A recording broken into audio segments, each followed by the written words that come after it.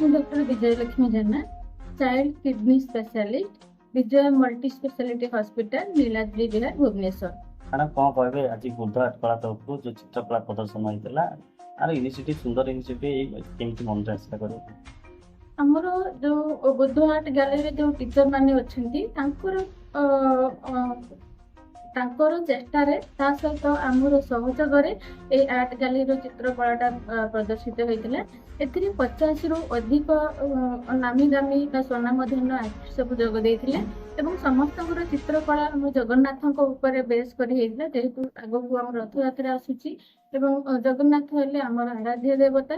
ଆପଣମାନେ ସମସ୍ତେ ଜାଣିଛନ୍ତି ଆମ ଓଡ଼ିଶା ଏକ କଳା ଏବଂ ସଂସ୍କୃତିପୂର୍ଣ୍ଣ ରାଜ୍ୟ। ଏହା କେବଳ ଇତିହାସରେ ରହିଲେ ହବନି, ଆମେ ପ୍ରେଜେଣ୍ଟଲି ମଧ୍ୟ ଏହାକୁ କେମିତି ଆଗକୁ ବଢେଇ ପାରିବା ତା ପାଇଁ ଏ ପ୍ରୟାସ ହୋଇଥିଲା।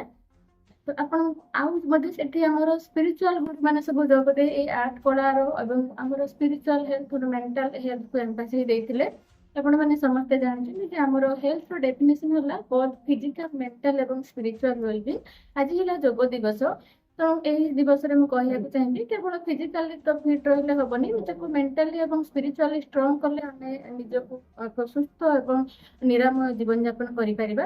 ତେଣୁ ଏହି ସବୁ ଆମ ଏଇ ଯୋଉ ହେଲ୍ଥକୁ ନେଇକି ଆମେ କେମିତି ଲୋକଙ୍କୁ କନସର୍ନ କରିପାରିବୁ, ଡିପ୍ରେସନକୁ କେମିତି ଦୂର କରିପାରିବୁ, ତାଙ୍କର କେମିତି ଏକ ସୁସ୍ଥ ନିରାମୟ ଜୀବନଯାପନ ସେ କରିପାରିବେ ସେ ବିଷୟରେ ନେଇକି ଆମେ ଆଲୋଚନା କରିଥିଲୁ।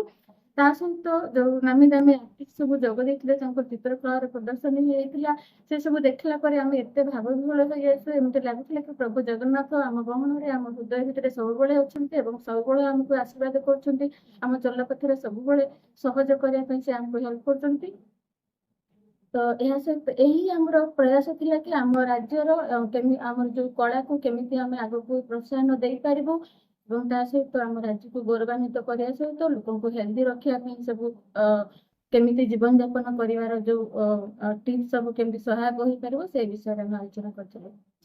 ବିଜୟ ହସ୍ପିଟାଲ କଣ ଲକ୍ଷ୍ୟ କଣ ଏଇ ହସ୍ପିଟାଲ ତ ମୋର ଗୋଟେ ଡ୍ରିମ୍ ଥିଲା, ଏକ ହସ୍ପିଟାଲ ଖୋଲିକି ଲୋକମାନଙ୍କୁ ଯେତେବେଳେ ମୁଁ ସବୁ ମୋର ପାଠ ପଢା ଗଭର୍ଣ୍ଣମେଣ୍ଟ କଲେଜରୁ ହିଁ କମ୍ପ୍ଲିଟ୍ କରିଛି। ଯେତେବେଳେ ମୁଁ ନିଜେ ଗୋଟେ ଗାଁରୁ ଛୋଟ ଗାଁରୁ ଆସିଛି, ମୁଁ ଦେଖିଛି ହେଲ୍ଥ କଣ୍ଡିସନ ଖରାପ ହେଲେ ଲୋକ ଦୂରକୁ ଯିବା ପାଇଁ କେତେ ଅସୁବିଧାର ସମ୍ମୁଖୀନ ହୁଅନ୍ତି ବା ଠିକରେ ହସ୍ପିଟାଲରେ ପହଞ୍ଚି ନ ପାରି କେମିତି ଲୋକ ମୃତ୍ୟୁମୁଖୀରେ ପଡନ୍ତି।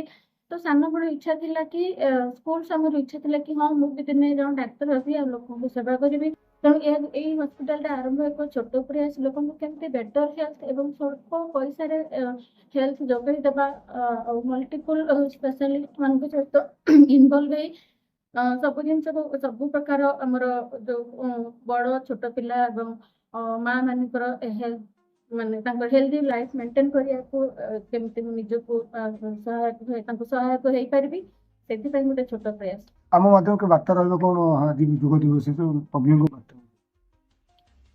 ଏହା କହିବି ମୁଁ ମୋ ତରଫରୁ ମୁଁ ଯେତିକି ହେଇପାରିବ, ମାନେ ଯୋଉ କ୍ଲାସର ଲୋକ ହୁଅନ୍ତୁ ନା କାହିଁକି, ଗରିବ ହୁଅନ୍ତୁ କି ସ୍ୱଳ୍ପ ମିଡିଲ କ୍ଲାସ ଲୋକ ହୁଅନ୍ତୁ, ମୋ ତରଫରୁ ଯେତିକି ସହାୟକ ହେଇପାରିବ ମୁଁ ତାଙ୍କୁ ଚେଷ୍ଟା କରିବି ସ୍ୱଳ୍ପ ମୂଲ୍ୟରେ ଭଲ ଚିକିତ୍ସା ଯୋଗାଇ ଦେବାକୁ।